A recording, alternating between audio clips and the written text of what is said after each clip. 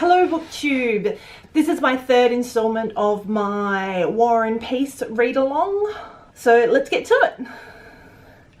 So this encompasses Book 1, chapters 22 to 27. So we have only two new characters in this section. We have Mademoiselle Bourrinet, probably saying that wrong, and who is the friend to, who is the lady companion for Mary, who is the Bolkonsky sister and daughter. We also have, within the Bolkonsky household, we've got Michael Ivanovich, who is the architect that the older Bolkonsky brings into his dinners as a show that everyone is equal. Chapter 22, we arrive back at Count Bezukov's residence, where Anna Mikhailovna and Pierre have come in the back way, and we see the undertakers that are hanging around trying to get the business scatter when they arrive at the back door. Anna Mikhailovna then traipses through the house, finds that the Count is going to be given the Unction. They're going to perform the Unction. Can you tell I don't know what that is?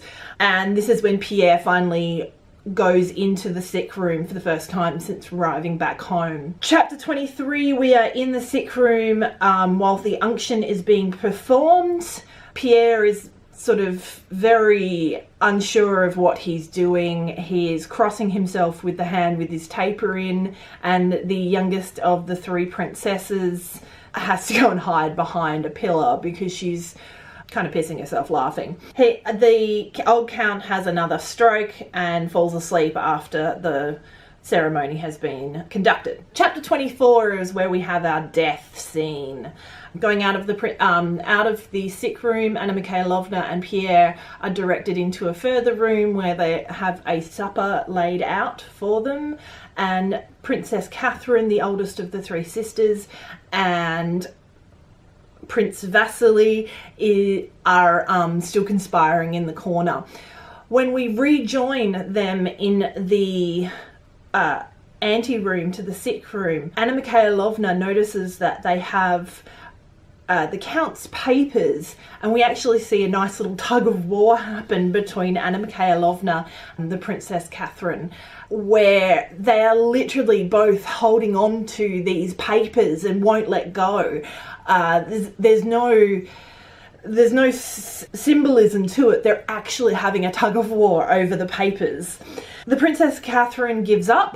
Anna Mikhailovna scoops up the papers, and then all of a sudden the youngest princess comes bolting out of the sick room and says, he's dead. So it's a very high tension chapter. Pierre then goes into the sick room and is enticed by Anna Mikhailovna to sit with the Count's slowly cooling corpse, and we find him later asleep. We then move to Bald Hill Estate, which is the estate where the older Andrew Bolkonsky was exiled some 30 odd years ago and has never bothered to go back to St. Petersburg or Moscow. He's described as a small old man in a pounded wig, small withered hands, bushy grey eyebrows, and with a youthful glinting eye. So he's of a different time to his son. I actually really like him. He's quite obviously a devoted father. It comes across as incredibly harsh, but he goes to every length, and we see it in this chapter, where he is trying to teach his daughter Mary trigonometry, and that in the 1800s it wasn't considered worthwhile to educate a girl at all, let alone in the intricacies of mathematics. Now this is a subject close to my heart, teaching mathematics. He does it in the worst possible way by yelling at them. You don't yell at someone to get them to learn. You don't be cross with them, you don't be short with them, you definitely don't stand there and tap the paper. he wants his daughter to learn. And this in an age where women are just seen as baby factories.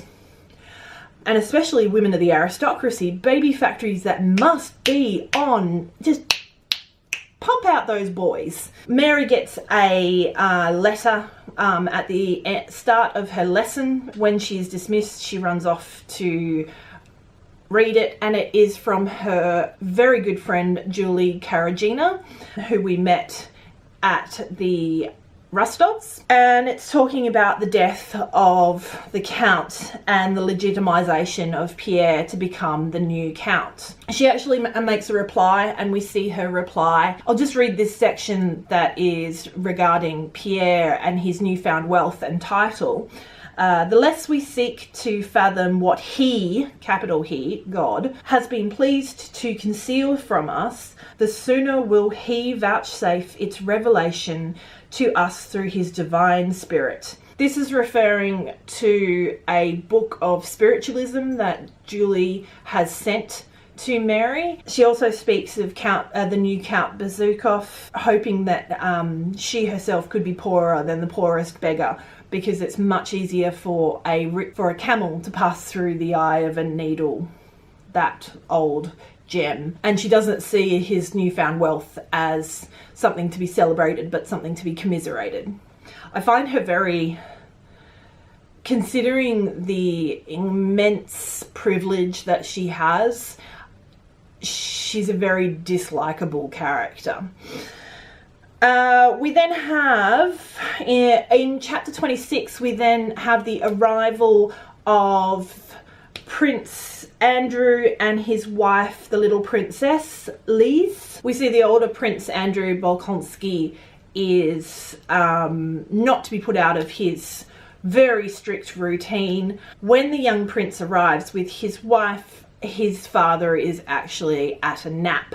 So that's not to be disturbed. They go and see Mary. And we kind of find that the prince kind of doesn't like his sister either. Cringing as he hears her music. There's a lot of lies and falsehoods between the two, because she's going, oh, the light of my life is my mathematics lessons, and she hates them, she loathes them.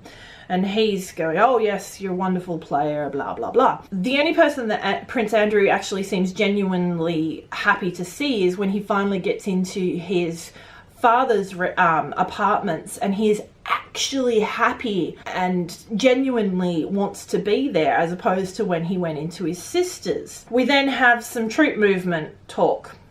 It was coming.